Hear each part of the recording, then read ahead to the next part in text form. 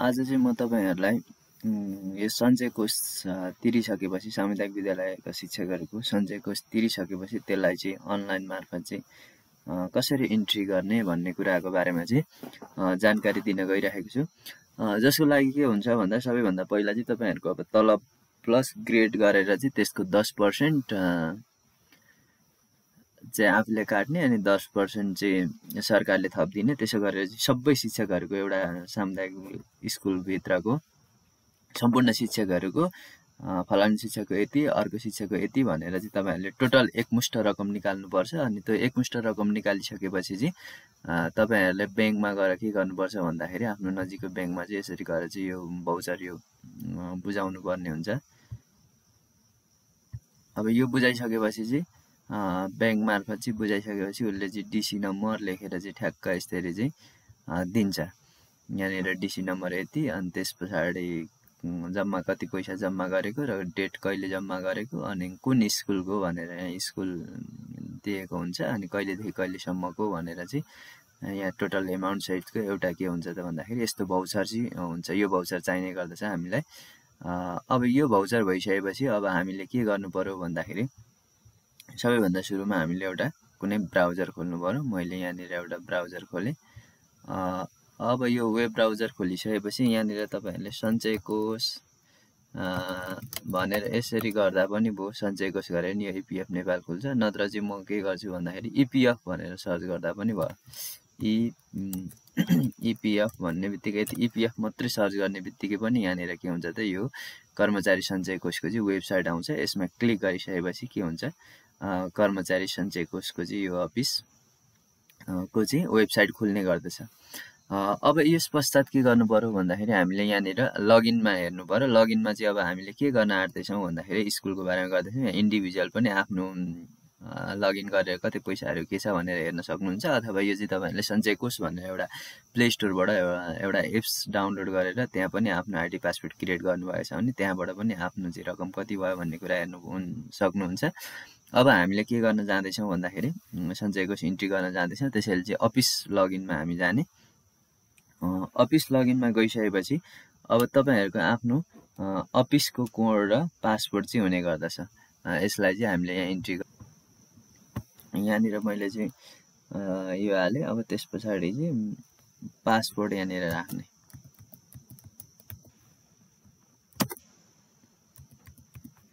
यति गरिसकेपछि साइन इनमा चाहिँ यहाँनिर क्लिक गर्ने।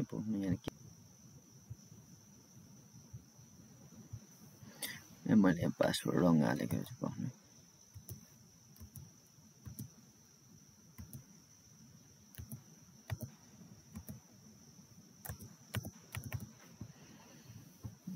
यहाँ पासवर्ड लगइन गरिसकेपछि आफ्नो त्यो सञ्चय कोषको आइडी पासवर्ड चाहिँ तपाईले सही हाल्नु पर्यो, नत्र चाहिँ त्यसै रङ देखायो।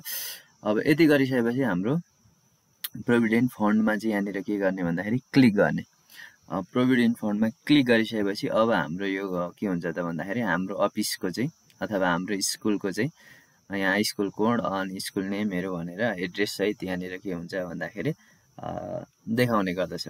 हामीले चाहिँ के गरिसक्यौं भन्दाखेरि अब हामी आफ्नो स्कुलमा चाहिँ लगइन गरेर गरिसक्यौं। अब हामीले जम्मा 3 तरिकाले web upload, web entry, web reissue गरेर चाहिँ हामीले 3 तरिकाबाट चाहिँ के गर्न सकिन्छ भन्दाखेरि हामीले अनलाइन मार्फत सञ्चय कोषको चाहिँ अनलाइन इन्ट्री गर्न सकिन्छ। अब यहाँ पछाडी तपाईहरुले इम्प्लोइ लिस्टहरु यहाँ भएको को हुनुहुन्छ हैन, यो भित्र इन्ट्री भएको अनि केवाइसी अपडेट रिक्वेस्ट, अफिस इन्फर्मेसनहरु देखि लिएर यहाँ सम्पूर्ण कुराहरु हैन। पासवर्ड कहिले चेन्ज गर्नु पर्यो भने यो लगइनको पासवर्ड चेन्ज गर्नु पर्यो भने यहाँ गएर चेन्ज पासवर्ड कसैलाई थाहा भएर भन्ने लाग्यो अथवा धेरै समय भएपछि के गर्न सकिन्छ भन्दाखेरि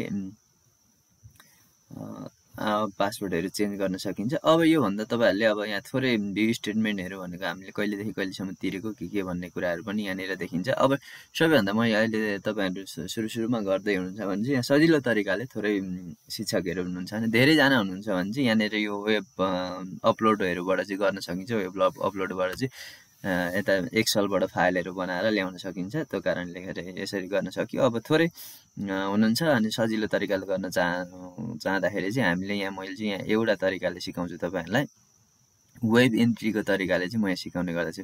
वेब इन्ट्रीमा क्लिक गरिसकेपछि यहाँ टक्क आउँछ, यहाँबाट यहाँ कन्ट्रिब्युसन र यहाँ स्पेसियल लोन आउँछ, यो कन्ट्रिब्युसनमै छोडिदिने। अब यहाँ कहिलेदेखि कहिलेसम्मको तिर्नु पर्यो भन्दा जस्तै 2000 अब यहाँ 82 वैशाखदेखि 2082 असारसम्मको चाहिँ हामीले तिर्न लागेको छ। अब यहाँनिर पिएफ नम्बरहरू, त्यो सञ्चय कोषमा पिएफ नम्बर भनेर एउटा युनिसिआई नम्बर भन्ने हुन्छ, अर्को पिएफ नम्बर भनेर हुन्छ। अब यो ट्यागको पिएफ नम्बर चाहिँ तपाईँहरूले जस्ट त्यहाँबाट कुनै ठाउँमा चाहिँ यसो टिपेर राख्नु होला। अनि त्यहाँदेखि सट्ट के गर्ने भन्दाखेरि यहाँ पिएफ नम्बर हाल्ने बित्तिकै यहाँ बाहिर क्लिक गर्ने बित्तिकै यहाँ कुन सरको नाम हो उहाँको ठ्याक्कै देखाइहाल्छ र उहाँको टोटल एमाउन्ट चाहिँ कति जम्मा भयो त सञ्चय कोषमा हामीले ठ्याक्क हिसाब गरेर बनाएको हुन्छ नि त, यति जम्मा गर्ने भन्ने खालको बनाएको हुन्छ। यति गरिसकेपछि के गर्नु पर्यो भन्दाखेरि यहाँनिर एड न्यू रेकर्डमा यहाँ क्लिक गर्दै जाने। एड न्यू रेकर्डमा क्लिक गर्ने, यहाँनिर के हुन्छ भन्दा उहाँको टोटल यहाँ तल आउँछ। फेरि अर्कोचोटि एड न्यू रेकर्डमा क्लिक गर्ने, अब अर्कोजनाको हाल्ने। जस्तै मैले यहाँ हाल्दै गइराखेको छु। यसरी गरेर बाहिर क्लिक गर्ने बित्तिकै के देखाउँछ भन्दाखेरि यहाँ अर्को, अब यो कोही बेला चाहिँ अर्को स्कुलबाट आउनु भएको छ यताउता भने चाहिँ त्यस्तो रातो लगाए जस्तो देखाउँछ होइन। त्यो उहाँको यो उसमा स्कुलमा यहाँनिर इन्ट्री गरेर यो स्कुलमा भनेर राख्नुपर्छ। त्यस्तो भएन भने पनि केही फरक पर्दैन, अर्कोमा भयो भने। अथवा यो तपाईँहरूले यहीँबाट पनि गर्न मिल्छ, अथवा जान्नु भएन भने त्यहाँ अफिसमा इन्फर्मेसन फोन गरेर चाहिँ यो स्कुलमा मेरो बनाइदिनु भन्दाखेरि उहाँहरूले नाम सारिदिनुहुन्छ। उहाँहरू पहिला हाजिर हुँदाखेरि अब टक्क बनाइन्छ नि त, सुरुमा हाजिरबाट स्थायीबाट गइसकेपछि त्यतिखेर नम्बर बनाइन्छ। त्यतिखेर चाहिँ उहाँहरूको जुन स्कुलमा अब उहाँबाट इन्ट्री गरिदिएको हुन्छ, जुन स्कुल भनेर राखिदिएको हुन्छ, त्यसमै चाहिँ के हुन्छ त भन्दाखेरि उसले देखाउने गर्छ। त्यही भएर यहाँ रातो लाग्यो जस्तो देखायो होइन, उहाँ मिसहरूको ठाउँबाट आउनुभयो आएर छ क्या। अब त्यो भइसकेपछि यसरी क्रमशः चाहिँ अब तपाईँहरू कतिजना हुनुहुन्छ होइन स्थायी एउटा स्कुलमा, यसरी ठ्याक्क के गर्ने भन्दाखेरि एमाउन्ट हाल्दै जाने, ट्याक्क गर्ने। एड न्यू रेकर्डमा क्लिक गरिदिने। अनि फेरि अर्को हाल्नुपर्ने छ भने चाहिँ फेरि अर्कोजनाको पनि के गर्ने भन्दाखेरि डबल क्लिक गरेपछि अर्को हाल्ने ठाउँ आउँछ होइन, नत्र चाहिँ एड न्यू रेकर्डमा गरिदिने, सक्यो।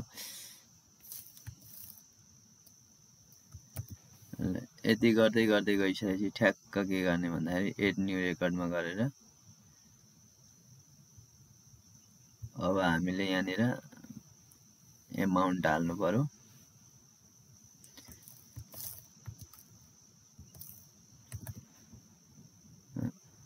एमाउन्ट हालिसकेपछि कति आयो यहाँ टोटल एमाउन्ट भन्दाखेरि 86,208 आयो। अब ठ्याक्कै हाम्रो बिल र तिरेको पैसा र यहाँ चाहिँ ठ्याक्कै 1 रुपियाँ पनि तलमाथि हुनु भएन है, पैसा ठ्याक्कै मिल्नु पर्यो अनि मात्रै काम गर्छ, नत्र काम गर्दैन। यहाँ हामीले तिरेको पैसा कति छ भन्दाखेरि 86,208 छ, 86,208। यहाँ पनि ठ्याक्कै हाम्रो कति भयो भन्दा 86,208 भयो। ठ्याक्कै यो मिल्यो। अब सबैको एमाउन्टमा कति भयो अनि कहिलेदेखि कहिलेसम्मको भनेर यसरी छानिसकेपछि अब हामीले के गर्ने भन्दा यहाँ यो सबमिटमा चाहिँ यहाँनिर क्लिक गरिदिने। सबमिटमा क्लिक गरिदिने, आर रिस्योर भन्छ, यसले ओकेमा क्लिक गरिदिने। यति गरिदिइसकेपछि यहाँनिर उसले यो रिसिपेन्ट नम्बर भनेर आउँछ, यसलाई यसो स्क्रिनसट गरिदिनु भयो अथवा मोबाइलमा ट्याक्क यसो फोटो खिचिराख्नु। अहिले भएर यहाँनिर अर्को उताबाट हान्दा यो नम्बर चाहिन्छ, कति छ भन्दाखेरि अथवा सम्झिँदा पनि भयो, एकैछिनमा गरिहालिन्छ हामीले होइन। 418 लास्टमा कति छ भन्दा सुरुमा 17बाट सुरु भएर लास्टमा 418 भएको एमाउन्ट यति छ। अब यति गरिसकेपछि सक्यो, यो एउटा काम सक्यो। अब यस पछाडि हामीले केमा क्लिक गर्नुपर्छ भन्दा यति गरेर यतिकै छोडिदिने। अब यस पछाडि अब हाम्रो यो ब्याङ्क ट्रान्जेक्सन इन्ट्री भन्ने यहाँ न्यू भनेर यहाँ ट्याक्क हल्लिँदैछ होइन, ठ्याक्कै अब हामी केमा जानु पर्यो, ब्याङ्क ट्रान्जेक्सन इन्ट्री भनेको ठाउँमा क्लिक गर्ने। त्यहाँबाट ठ्याक्कै यस्तो आउँछ, हामीले यहाँ कन्ट्रिब्युसन गरेको रिसिपेन्ट नम्बर भनेको चाहिँ हाम्रो अघि कति गरेको थियो भन्दा ठ्याक्कै हामीले अगाडि 17बाट सुरु भएर 418मा इन्ट्री भएको थियो नि त। यो ठ्याक्कै यहाँ हालेपछि यहाँ एमाउन्ट देखाउँछ, कति एमाउन्ट भन्ने 86,208 भनेर यहाँ एमाउन्ट देखायो। अब ब्याङ्क डिपोजिट डेट भन्छ, यो ठ्याक्कै भाउचरमा भएको यहाँ कहिले डिपोजिट गरेको रहेछ भन्दा 82/3/9मा गरे आएर छ। 82/3/9मा गरेको रहेछ भने त्यही एमाउन्ट यहाँ क्लिक गरेपछि यहाँ पात्रो खुल्छ होइन। 82 असाढको अब कति रहेछ यहाँ जहिले गर्दै हुन्छ त्यतिखेर खुल्छ भने चाहिँ यहाँ 9मा क्लिक गर्ने। 82/3/9 ठ्याक्कै यो पनि मिति मिलाउनु पर्यो, 82/3/9 नत्र चाहिँ फेरि त्यहाँ इन्ट्रीहरू भएको हुँदैन। अब यहाँ गरिसकेपछि एमाउन्ट डिपोजिट ब्याङ्क कुन ब्याङ्कमा गरेको भन्दाखेरि यहाँ मैले चाहिँ यो सरले गर्नुभएको रहेछ नबिल ब्याङ्कमा चाहिँ यहाँनिर इन्ट्री गराएर छ होइन, नबिल ब्याङ्क हान्ने। अनि यहाँ ब्याङ्क ब्रान्च भन्छ, यहाँ चाहिँ एउटा मात्रै आउँछ, यो कान्तिपथ भनेर आउँछ होइन, यसमै क्लिक गरिदिने।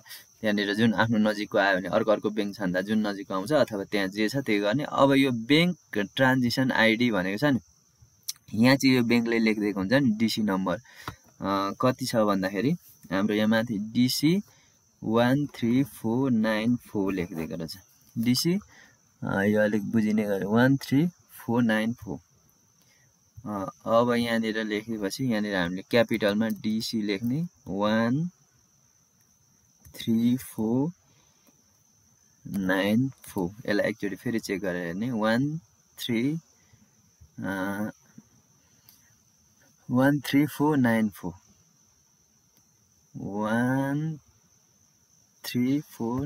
गरिसकेपछि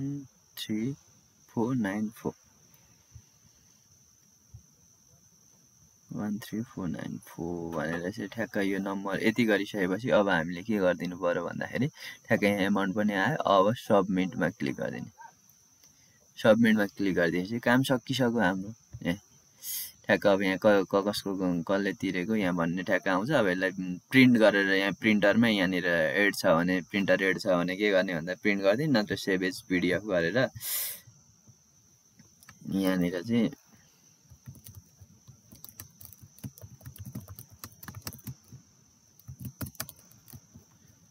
यति गरेर ठ्याक्क यसलाई प्रिन्ट गरिदिने।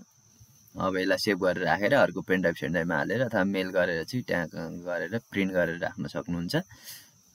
ल साथीहरू, आजको भिडियो कस्तो लाग्यो होला? तपाईँहरूले अरू पनि केही समस्याहरू त्यस्तो केही भने धेरैजनाको छ र वेब इन्ट्रीहरूबाट पनि गर्न सकिन्छ। त्यस्तो पनि केही प्रब्लम भयो भने तपाईँहरूले चाहिँ आफ्नो कुराहरू राख्न सक्नुहुन्छ। आजको भिडियोमा यति नै। हस्त, बाइ।